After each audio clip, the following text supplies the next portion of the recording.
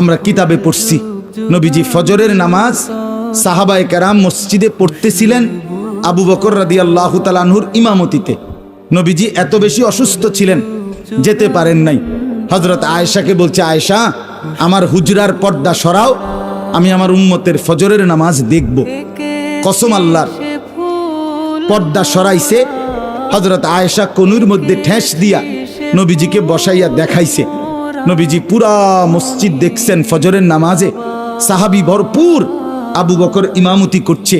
আল্লাহর নবী চোখের পানি ফেলে দিয়ে বলছে, আয়েশা আমার 23 বছরের মেহনত সার্থক। আয়েশা গত 23টা বছর আয়েশা আমি আমার উম্মতের এই সুন্দর দৃশ্য দেখার আশায় আমি বহু কষ্ট করেছি।